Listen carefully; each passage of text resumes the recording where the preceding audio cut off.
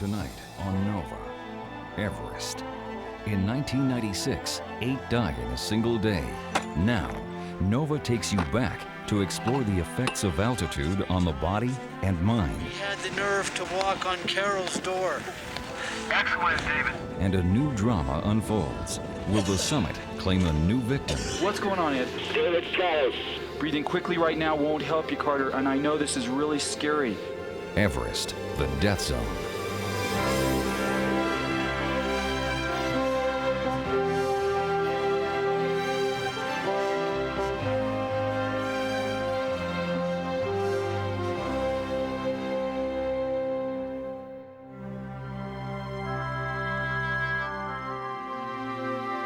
Major funding for Nova is provided by the Park Foundation, dedicated to education and quality television. This program is funded in part by Northwestern Mutual Life, which has been protecting families and businesses for generations. Have you heard from the quiet company? Northwestern Mutual Life. And by the Corporation for Public Broadcasting and viewers like you.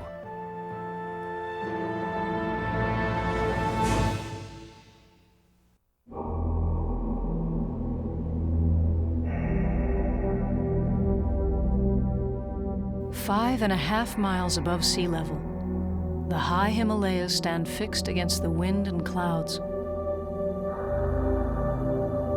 The air is so thin it is not life-sustaining. Within hours, the living begin to deteriorate. But humans come here and struggle for each breath to stand briefly on the highest point on Earth. It's a living hell. The only way to describe it is an utter exhaustion. You really don't care if you die or if you just sit down and don't go any further. In 1996, 8 people died in a single day on Everest. Scientists believe many, if not all of those deaths, could have been due to hypoxia, or lack of oxygen to the brain. Judgment becomes impaired, person becomes confused. They don't even know where they are as it gets worse. People hallucinate. So all sorts of mental changes can take place as the brain starts to become more and more abnormal. It's a very slow and arduous process. You take a step, you breathe, you take another step. That's all your mind is occupied with, is taking each individual step. For every 6 successful summits on Everest, 1 person will die. With more people climbing into the death zone, above 26,000 feet, one critical question is how oxygen deprivation affects the brain. David Brashears, a high-altitude climber and filmmaker, has stood on top of Everest 3 times. It's just hard work. Everything about being at altitude is hard. We go up with the best technology available to us, the best training, and you can still end up frozen to death at 27,500 feet. That's what makes Everest, Everest. David was making the IMAX film Everest last year when a storm claimed 8 climbers' lives. He helped rescue some, but others were beyond help. He is returning to film and lead an expedition that will explore the effects of altitude on the body and mind. Everyone thinks that they're thinking very clearly up high, and yet, by virtue of going up into that atmosphere, you greatly increase your likelihood for making an error. On the early Everest expeditions, climbers trekked for weeks to get to the base of the mountain. Today, they fly into a Sherpa village at 9,000 feet.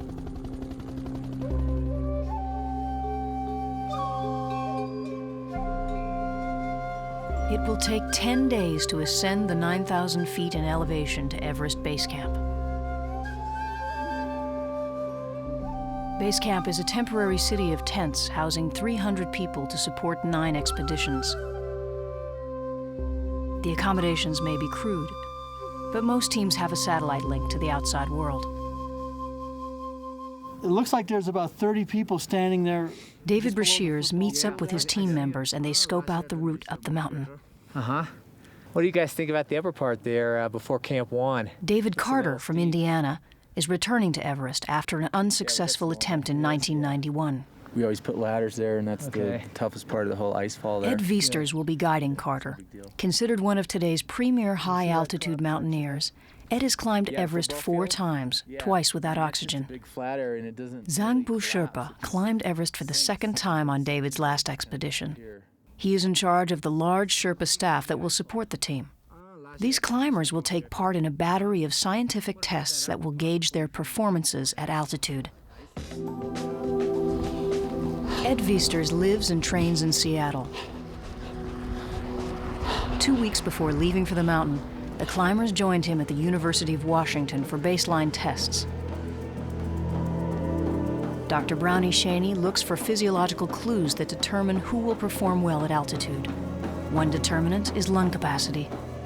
Is it important to have big lungs? Yes, it is, because in that regard, you can move more air, obtain more oxygen within the lungs that then the blood can pick up and deliver to the muscle tissues. When we breathe in, oxygen molecules pass through the lungs into the air sacs.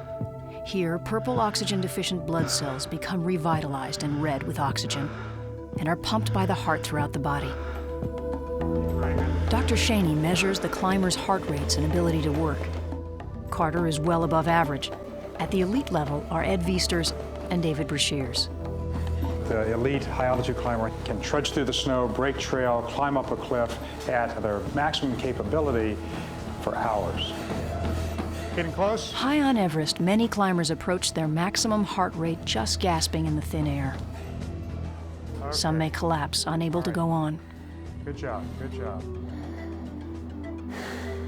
The amount of oxygen in Carter's blood is measured by Dr. Howard Donner. Carter, this little machine that goes beep next to you is an oximeter.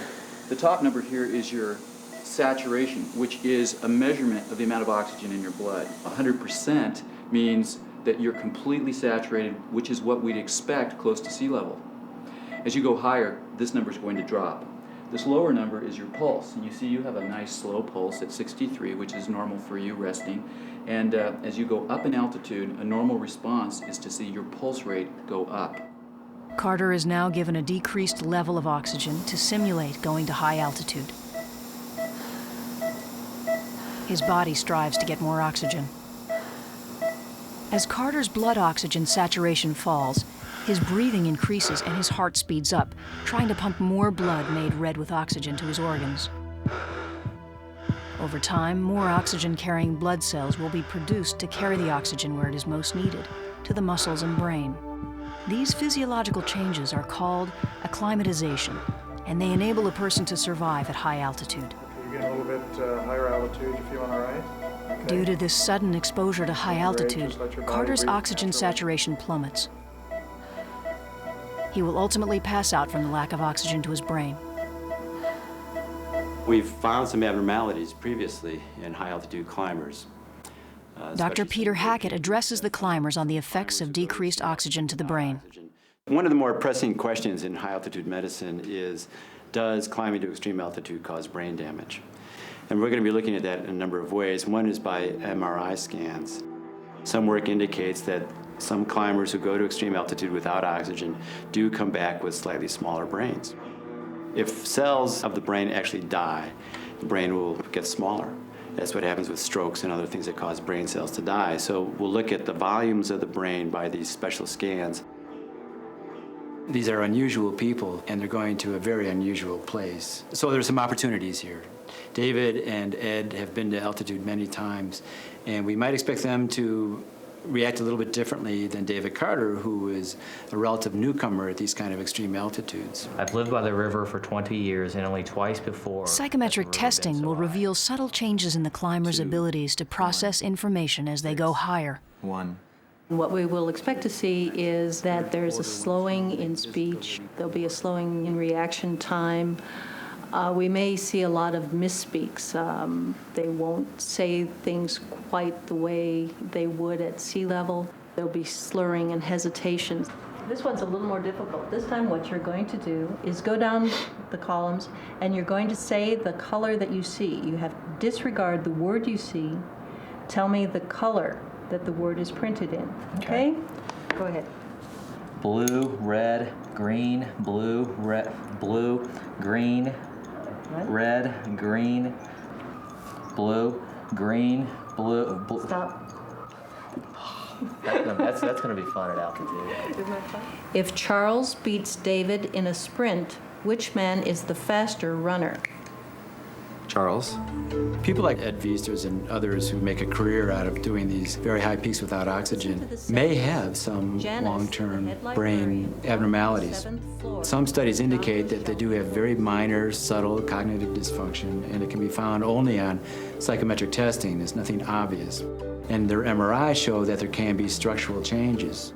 We have yet to have a good correlation between the MRI structural changes and the cognitive changes. That's going to take more time, more studies, more research like we're doing now. Dr. Howard Donner treks into base camp where he will be stationed to monitor the health of the climbers. Howard, you made it. Man, you're moving like an old man. Not ready to speak in coherent sentences, okay? So go easy. Welcome to base camp. Thanks, man. Good to see you. This is Zongbu. Zongbu. He's our Sirdar. He's our head Sirdar. Hey, good to meet you. You know, you look blue. Here, Thanks. give me your hand. I got a pulse oximeter here. I don't trust you with medical devices. Oh, God, look at you. You're alive. Okay, good. You know, your saturation level is 74, and your pulse is about 85. All right. A blood oxygen level of 74% would be alarming at sea level, but is normal for someone who has just reached 18,000 feet. Well, would you like some tea? Thanks, David. We'll get you warmed up. As Howard acclimatizes over the next few days, the level of oxygen in his blood should increase. If it doesn't, he may become ill with acute mountain sickness. The early warning signs of mountain sickness are primarily headache, followed by dizziness, trouble sleeping, and lack of appetite. And then as it progresses, one develops a more severe headache, nausea and vomiting, and trouble with the balance or coordination. And that is the hallmark sign of progression to definite cognitive problems. I've had altitude sickness before, and I know how bad a headache can get.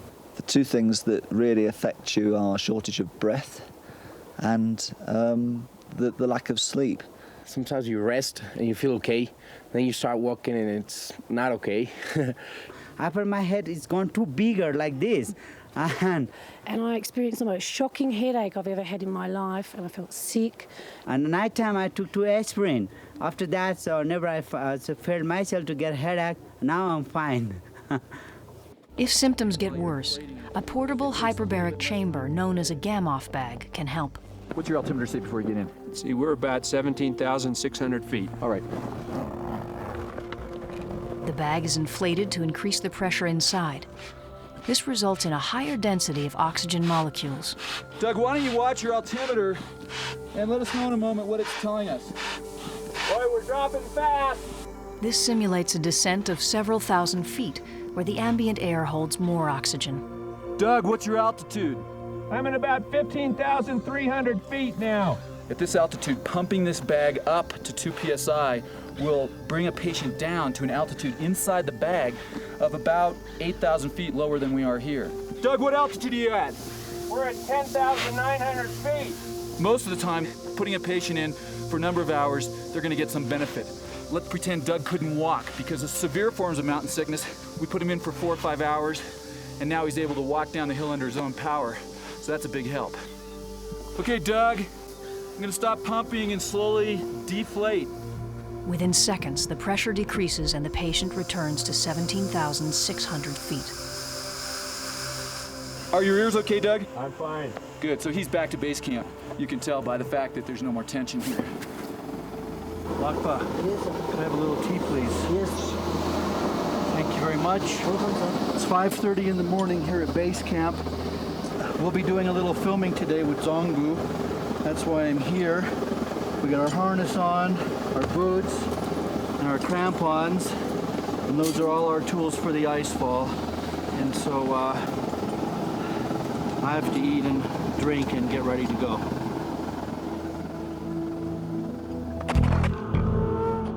The Khumbu Icefall is a steep glacier riddled with deep crevasses and huge ice blocks. It can only be traversed with the use of ladders and rope fixed and maintained by a team of Sherpas.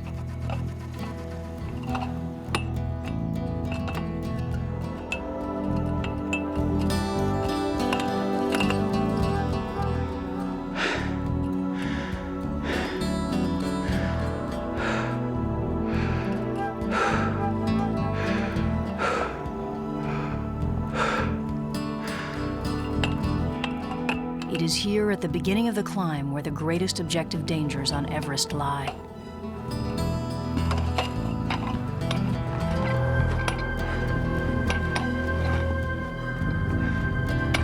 On this section, 4 ladders are strapped together to help climbers scale a 100-foot wall of ice. Zangbu and David use mechanical ascenders to climb up the fixed ropes. This is called jumaring. The icefall is a jigsaw puzzle of giant blue ice puzzle pieces the size of houses, weighing some 30 tons each. Without warning, the blocks can shift, and crevasses cave in, taking climbers with them.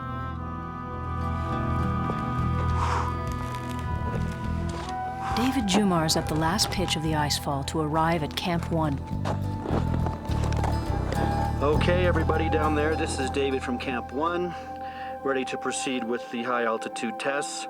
And I wanted to start out with giving you my current pulse oximeter reading. Do you copy, and how are you down there? Yeah, we copy, and we're ready to record your pulse oximeter readings. Over. Hi, Jenny. We really miss you up here. Now I'm going to stick this thing on my finger, so stand by. My heart is racing because I have to take this damn test up here, and I'm nervous as hell. Oops, it just went up. Jenny, I have it on my finger. The oximeter reading is 80. A more realistic reading for my pulse was a few minutes ago. It was 78. But now that I have to take this test and I get all this test anxiety, my pulse is racing at 104. Green, red, blue, red, green, red. Along with Ed Viesters, David Carter has also reached Camp 1. Carter, this is true and false. I just want you to read the number of each question and tell me whether it's true or false. You have 60 seconds. You can go. 51 is false. 52 is false. 53 is false. 54 false. 55 false. 56 true. 57 false. 58 false. True. 58 is true. 59 true.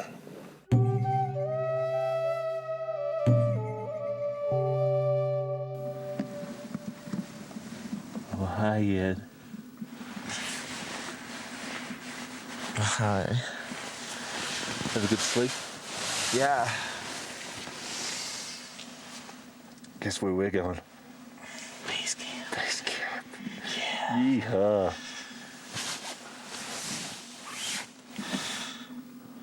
Oxygen, warmth, cotton clothing. Wow. Shower. Ooh. Hell, it's just down there. At the top of the icefall, there is a bottleneck of climbers. Ed Viesters puts on his pack at the back of the line. It's amazing, you know, you're on Mount Everest and you're waiting in line like this. It's only one at a time on the ropes. Ed, David, and Carter all descend back down to base camp from Camp 1. This will be the first of many trips through the icefall in their long schedule of acclimatization. It takes time for the body to adapt to higher and higher altitudes. Climbers will typically ascend to Camp 1 twice from base camp. They move up to Camp 2 and sleep there several nights before moving to Camp 3. Before their final push to the summit, climbers descend to base camp to rest and gain their strength before trying for the summit. While climbing down through the icefall, the climbers cross paths with a line of Sherpas bearing loads for the higher camps. Sherpa is the name for the indigenous people who live in the Everest region. Although they adapt well to altitude, they're not immune to its debilitating effects. If they push themselves to go up too quickly, they too can suffer from acute mountain sickness. At base camp, the climbers hear the disturbing news of a Sherpa who was found near death, lying in the middle of the trail. When I saw him, his eyes, his pupils were fixed and dilated. He barely had a pulse, and he died several minutes after I got there. I think he had high-altitude pulmonary edema. With pulmonary edema, the blood vessels in the lungs start to leak. They leak this plasma fluid that is tinged with red blood cells, so it's a little pinkish. And the air sacs start to fill up in different parts of the lung, usually the right first, then the left, and eventually they all fill up with fluid. The person starts coughing this pink frothy sputum, can't get any air at all. Their blood oxygen level drops, and they go into cardiovascular collapse and die. With each breath, he was blowing bubbles through the fluid in his nostrils and mouth. He was drowning in his own secretions from high-altitude pulmonary edema. The treatment is descent. If the patient can't walk, then oxygen or a gam-off bag must be used. Lakpa, hi. Can I check your saturation again? Good. Let's have The this Malaysian finger. expedition doctor measures a sick Sherpa's blood oxygen saturation. Good. But on oxygen, he's now got a saturation of about 91%, which is considerably different from what it was yesterday. This morning at breakfast, we noticed a team carrying this sick Sherpa. This is Lagpa by our camp. And we're now at the helicopter landing zone with Dr. Sehak Koo. Sehak, what went on with Lagpa? Well, he was very ill indeed when we came across him. He was a bit confused. He was quite ashen grey. He was quite breathless as well. And we checked his saturations, and to my alarm, it was 20%. We slapped some oxygen on him, and it came up to about 70-80% with 3 or 4 litres a minute. And because he was able to tolerate lying flat, we decided to put him in the gam-off bag, which we did for 2 hours. And how did he respond to the gam-off?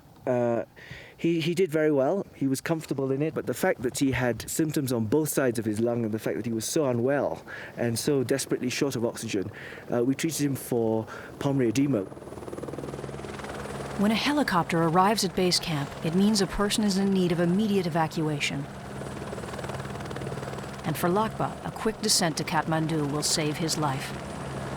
Pilots don't hesitate long here, and they breathe supplemental oxygen. If suddenly exposed to the altitude of base camp, the pilot could become desperately ill from acute mountain sickness.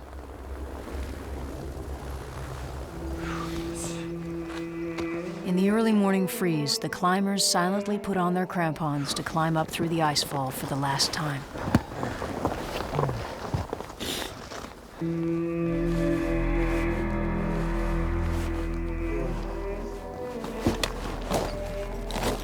The team has been on Everest for several weeks, acclimatizing at the higher camps. Time is running out for an attempt on the summit. Carter has developed a high-altitude cough, which he knows could jeopardize his chances of completing the climb. It's a real violent cough. It comes from deep within, and you can't control it. My main concern right now is when I get higher, the cough will get worse, and I'm worried about breaking a rib or vomiting or something. A chilling reminder of how dangerous Everest can be. Human remains resurface from the depths of the moving icefall. We came upon this the other day in the glacier. It's the obvious remains of a climber spread out around this area. This is an inner boot made out of a synthetic material, making it probably 80s vintage. And there's still portions of the bony structure of the foot inside. Right here, maybe the most obviously human portion of the skeleton is the head of the femur. And over here, a tibia and a fibula still intact, still together. And this kind of stuff is spilling out all the time, and a reminder of some of the drama that goes on up in the icefall. The climbers bypass Camp 1 and enter the Western Khum on their way to Camp 2. This high glacial valley is transected by massive lateral crevasses.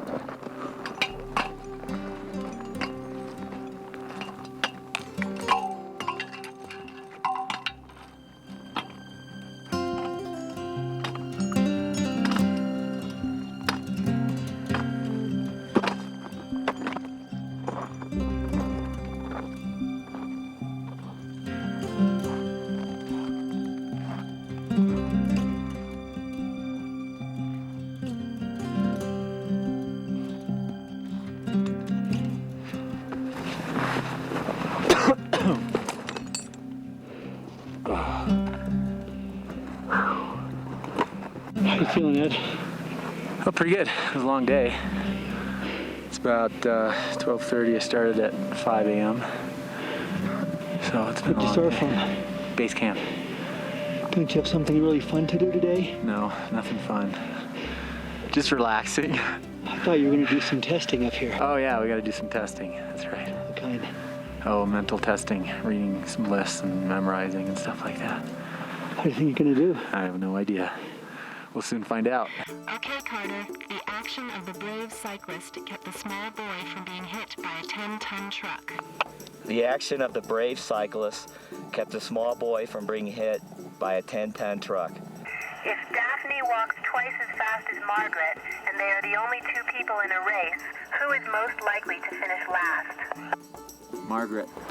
Okay, now you know for this test, David, you're going to try and count the low tones and ignore the high tones. Ready?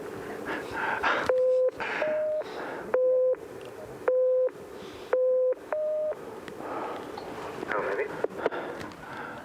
4.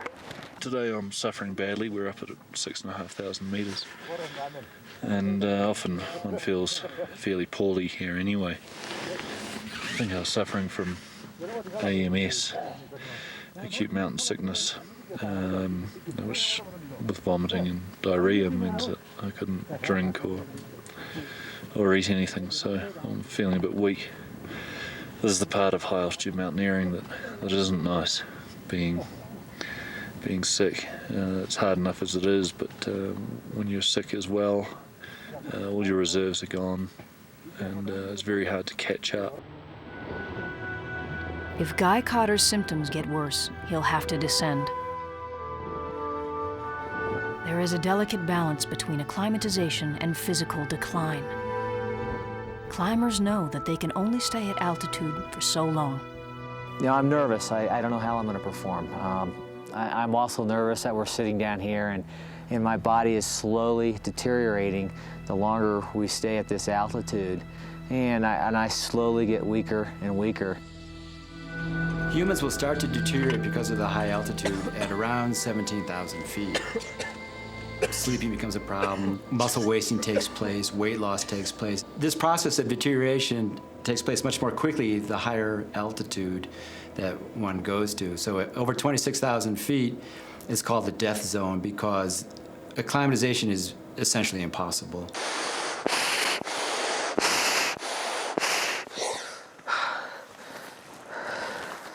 Going to camp 3 tomorrow. We're going to get up early.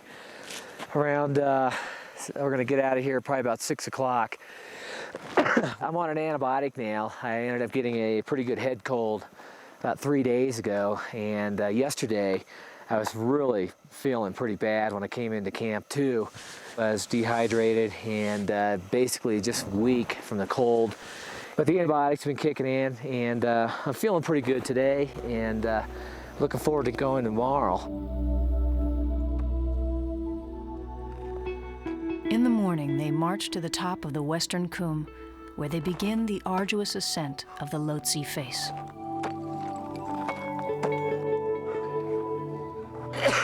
Hey, David, you can start anytime. Carter to base, do you copy? Hey, this is Base. Where are you guys, over? Hey, Doc, it's Dave.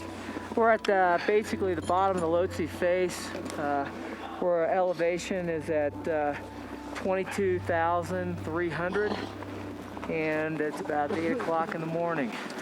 We got that, David. How you feeling overall, over? Not too bad. I could be feeling a little bit better right now. Oximetry data, if you have it, over. Pulse is around 140 when I rolled in, and blood oxygen saturation was 60, over. 60% is low, but Howard is hopeful that Carter's saturations will improve over time. David Brashears interviews Carter an hour below Camp 3. How's it feel? It's tiring. I felt better. What's it like climbing at altitude? It's slow. You're winded, dehydrated, losing your voice, coughing. but the views make it worth it. Camp 3 sits halfway up the Lhotse face, a 45-degree wall of glacial blue ice. Okay, let's huff and puff it up here. The pace is slow as Ed and Carter ascend into thin air. The route is fixed with ropes, and they fall into the rhythmic movement of kicking steps, pulling, and stepping up. Finally, Camp 3. Yeah. Good job. It's good to be here. We gotta get some snow and melt some water for those guys coming up. Be careful walking around here, though. It's kind of steep, especially without crampons on. Yeah. Many climbers have died here, slipping off the face from one poorly placed step. Don't you think this is a little absurd? I'm sitting on this little ledge out here in front of my tent at 24,000 feet. I'm ready. The video camera captured the bank robbers' daring daylight robbery of the First Avenue Bank. The video camera captured the daring bank robbers' robbery of the First National Bank. The action of the brave cyclist kept the small boy from being hit by the 10-ton truck. The action of the brave cyclist helped save the boy. Let's see, I know I have to say all I know. Prevent the boy being hit by the 10-ton truck. Oh, shit. It's just hard work.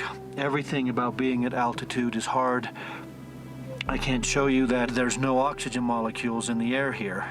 There's only 35% of the oxygen you're breathing down there at sea level available to me right now. We have to finish this expedition. The ice fall's going to close. Our permit's up. We've been here a long time, but we're also extremely cautious, and we're not going to push it one bit. We'll do our research as high as we can and go home knowing we've done the best we can. How'd you sleep? Good. Yeah, the oxygen really helped. Oh, it was great.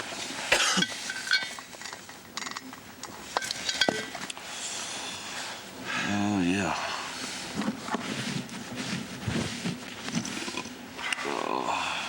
Carter, this is Howard. How do you feel your breathing's going relative to this upper respiratory infection? Over.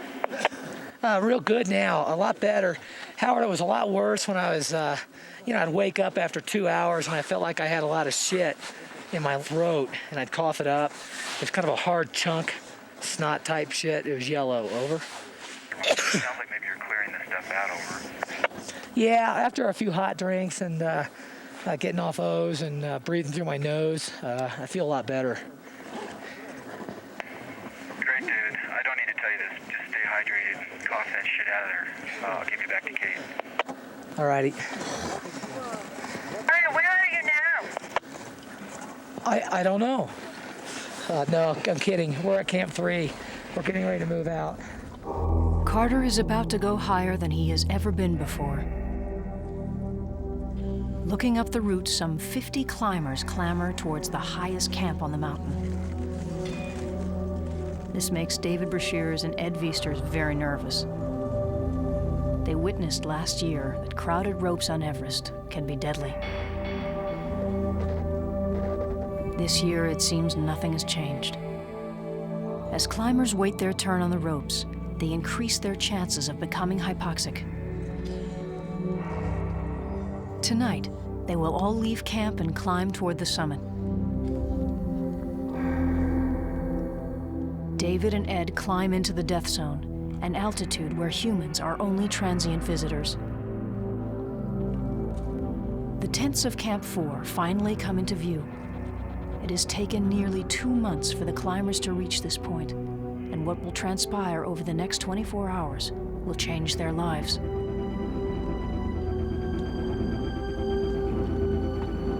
Oxygen bottles from expeditions years ago litter this wind-scoured place. Highest junkyard in the world. Anything you need, we have it. Temp poles, spare oxygen, tent stakes, and beyond, corpse. When you die at 26,000 feet, no one has the energy to carry your corpse off the mountain. The climbers are slowly deteriorating, their bodies literally consuming themselves for energy. You need the red string. Okay. Simple tasks take longer to perform, and precious energy is burned just gasping for air. While most climbers are resting, David, Ed, and Carter endure another round of psychometric tests. Old houses are more difficult to maintain, but worth the extra time and effort. Old houses are more difficult to maintain, but are worth the extra effort. I lived by the river for 20 years. And only twice before in all those years has it been this high. Ed lived by the river for 20 years, and this was the first time it had been this high. Over. Oh boy. The wildflowers bloomed in profusion in the high meadows in August. The wildflowers bloomed in profusion in the high meadows in August.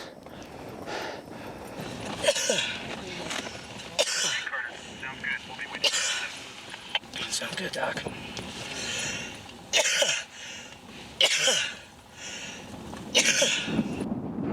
David radios Ed, who is in a nearby tent. The scene feels all too familiar. Ed? I just tuned in. What's going on? I'm having serious doubts about going up today. Something about climbing with all these people. It's got me bothered in the way that a few days last year had me bothered. What do you think? It does concern me. There's a lot of relatively inexperienced people. Hopefully nobody's going to get in trouble. If they do, of course, the more experienced people always have to help out. And then who looks after who up there, you know? How do you sort that out? Well, I don't like to be around people staggering around like that, and I don't know. I'd like to see this day just kind of sort itself out without me in it. It's a brief moment of doubt, but in the end, David decides to go up, knowing he can always turn around. 5 hours later, the climbers prepare for their departure. At this altitude, loading a pack and putting on crampons will take 2 hours. Each climber carries 2 bottles of oxygen. They leave at 10 p.m. When one considers the condition that a climber is in on the South Col on summit day, it's really amazing that they can reach the summit at all. First of all, there hasn't been sleep for usually a couple nights. There hasn't been enough to eat or drink. Even if they've been on oxygen, it's still been very uncomfortable to breathe. The mucous membranes are all dried out. There's always a sore throat. There's always a cough. There's often a headache. And it takes a tremendous amount of will to keep going under these conditions. At 5:30 in the morning and 300 feet below the summit, David calls down to Howard. We've been climbing like crazy. We're on the south summit, 28,700 feet.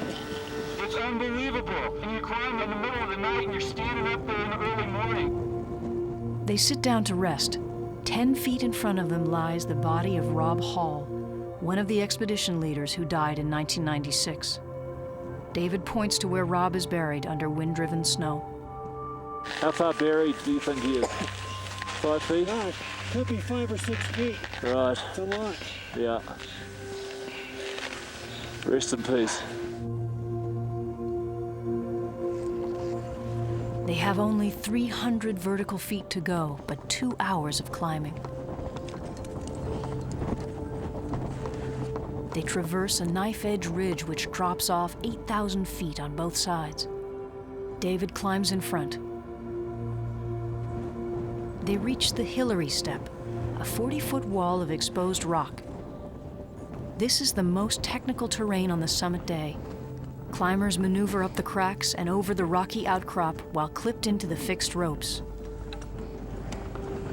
Carter hoists himself up. Only one climber can ascend at a time. This is where bottlenecks occur.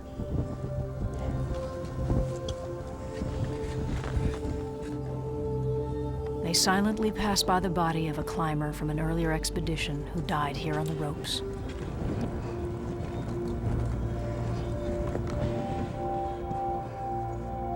The breathing becomes unbelievably difficult. You feel like you're one huge lung. The heart rate at rest becomes higher and higher. The maximum heart rate becomes lower and lower. And as you go higher, those two get closer and closer together. And of course, when your resting heart rate equals your maximum heart rate, all you can do is rest. You can't do any more physical work. They've climbed for 9 hours. Zangbu raises the Tibetan flag on the summit. David is sitting on the top. Ed is taking the last steps up with Carter just behind. Base camp. This is David. Do you read me? David, we read you loud and clear. Where are you? Over. Howard, I'm on top of the world. We made it. I'm on the summit of Mount Everest, 29,028 feet. I'm here with David Carter, Ed Beasters. I can see everywhere. It's just so beautiful. I'm not going to be able to stay here very long.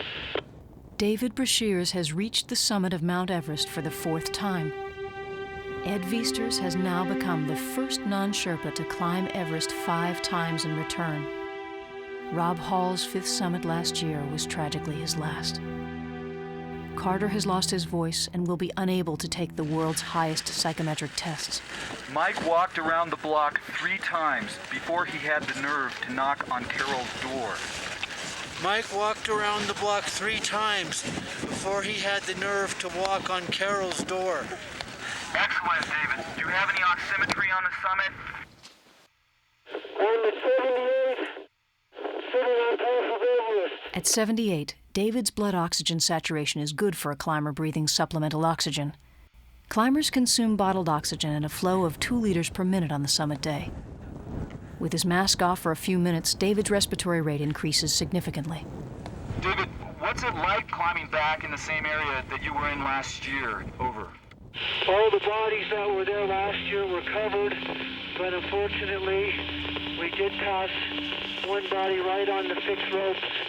It only makes me question my sanity and why I've climbed this mountain again, because it is dangerous and cold.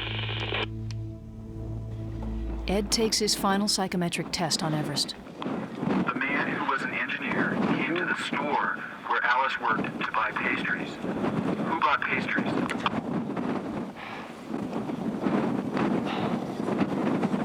The engineer, Jack, the guy. Where was Alice? In the store.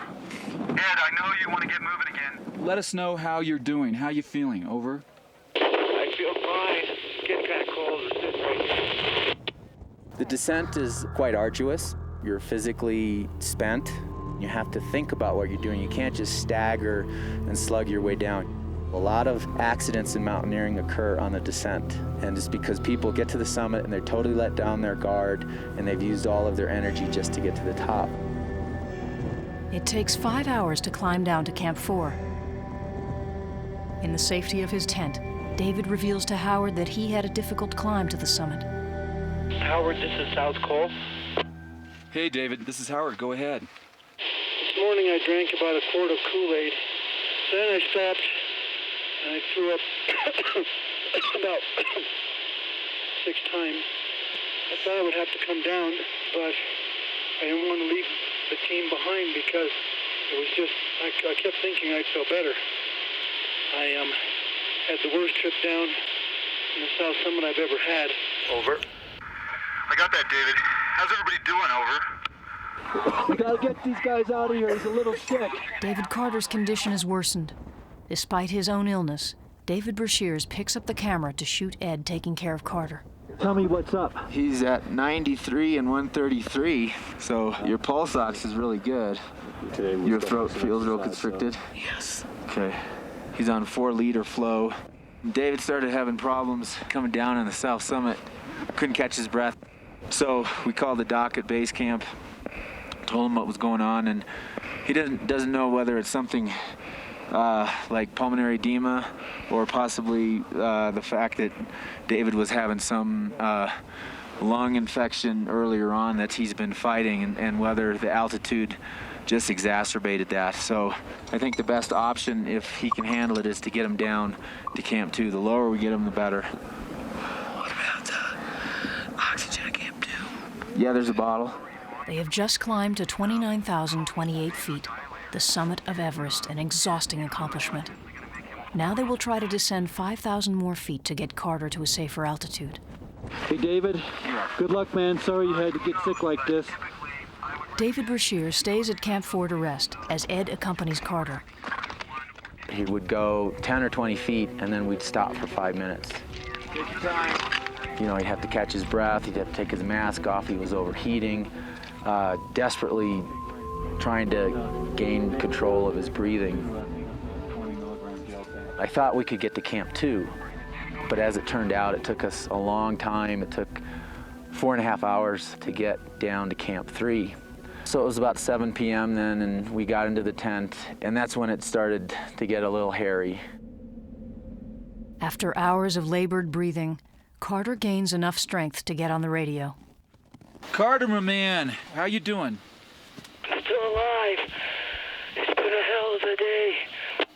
Tell me, this is very important, Carter. I need to get a feeling for whether you feel like your lungs are full of fluid, do you feel like it's difficult to get air, you feel really short of breath, or do you feel more like it's wheezy in your upper airway, like you have asthma? Over. I really don't feel like I have anything in my lungs.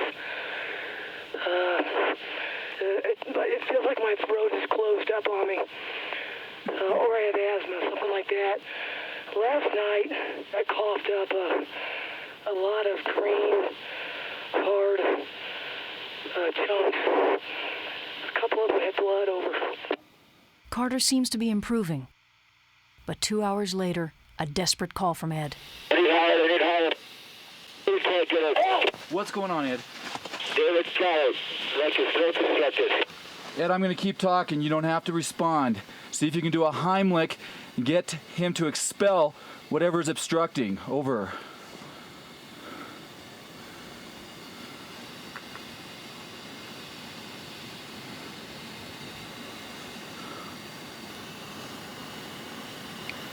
Okay, Ed, listen to me.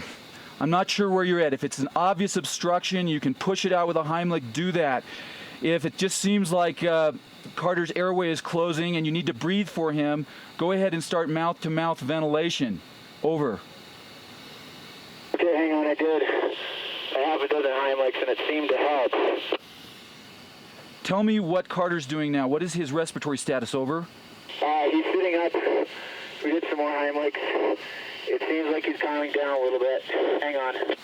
Okay, what's very important, Carter, for you is I want you to take nice, easy, slow, deep breaths. Breathing quickly right now won't help you, Carter, and I know this is really scary. You're going to do fine, but I need you to breathe deep, in and out, and in and out, slowly. And know that Ed and the rest of us are going to take care of you. Over. David was desperately gasping for air. I wasn't sure he was going to make it through the night. I mean, he had his doubts, and it's a scary situation to be up there all alone, thinking that, you know, here this guy might die on you.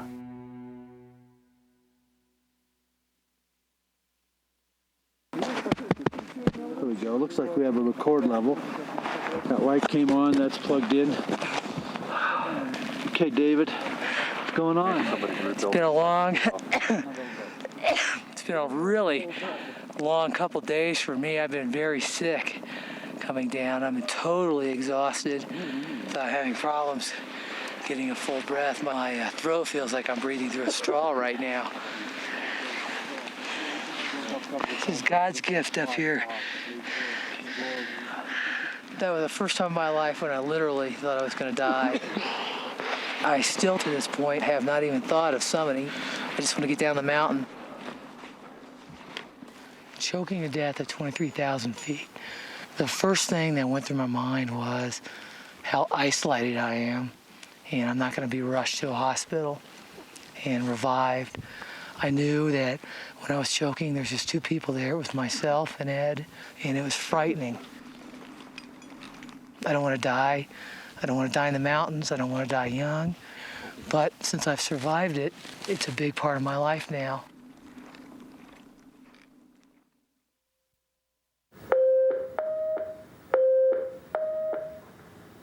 Ready? 11. 10 days after coming off Everest, the climbers returned to Seattle for a final session of testing. The scientists have now had a chance to analyze the data. The pulse oximetry data collected on this expedition showed, as expected, the decline in oxygen with higher ascent to altitude. And David Carter in particular had lower blood oxygen levels, which seemed to go along with some of the problems he was having on the mountain. We need to do more careful analysis of the relationship of the pulse oximeter readings to the MRI scans. Dr. Hackett has looked closely at the MRI scans, searching for abnormalities. He discovers that exposure to extreme altitude can leave its mark on the human brain.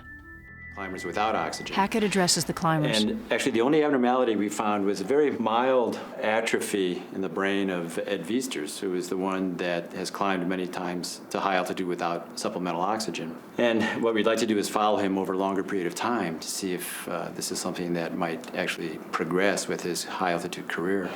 Ed lived by the river. Oh boy. And this was the first time it had been this high. Over. Oh boy.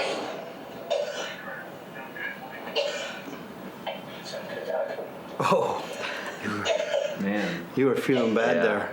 We have reviewed all the tests you see, and you can see that there's a real difference in your performance at high altitude. At the higher elevations, you're obviously in survival mode. From the numbers, we could see that your performance was deteriorating, and had we had those numbers available, we would have probably suggested that you might not want to continue. I'm shocked, and I realize now how sick I was. And it's just a haze up there. You can't tell up there. No. We're all just getting by. Yeah. I'm looking at David for the first time at Camp 4, and typically, I'm talking to him on the radio, and in fact, you saw when he was coughing, he had the microphone off. So I'm hearing his responses. I'm not watching him cough or seeing how awful he looks. The question then we ask is, what happens if you're in an emergency situation? Are you able to think quickly? Are you able to think clearly about what you need to do to survive and get down? You can see how in his condition he could have not tied his rope correctly, not tied into his harness correctly, not clipped into the anchor correctly. I love this mountain. I have learned a lot. I summited, but I still don't even think about the summit. I'm still thinking about that night at Camp 3, being near death, possibly dying. When I passed by the last ladder in the icefall, I knew that I had survived Mount Everest.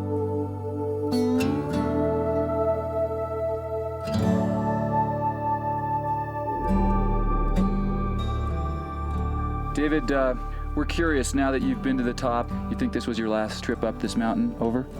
Well, it's the hardest day I've ever had on the mountain, and I have no intention of ever going to the top of Everest again. I need lots of people to prevent me from changing my mind.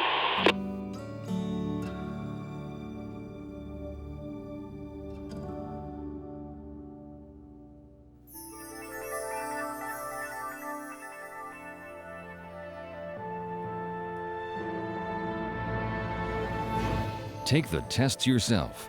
See the 360 views from the top. Return to Everest and experience everything but the extreme altitude. Start climbing at www.pbs.org.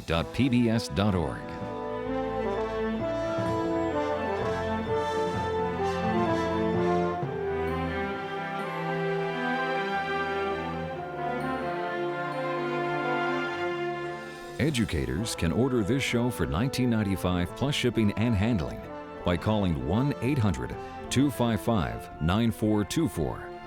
And to learn more about how science can solve the mysteries of our world, ask about our many other NOVA videos.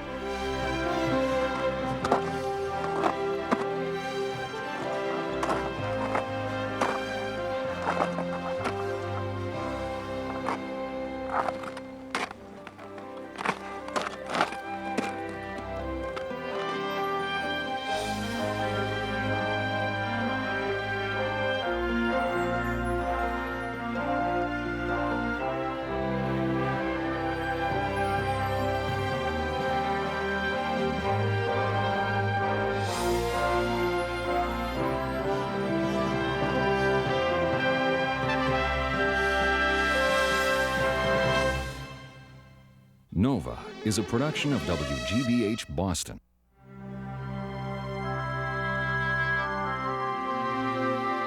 Major funding for Nova is provided by the Park Foundation, dedicated to education and quality television. This program is funded in part by Northwestern Mutual Life, which has been protecting families and businesses for generations. Have you heard from the Quiet Company? Northwestern Mutual Life. And by the Corporation for Public Broadcasting and viewers like you.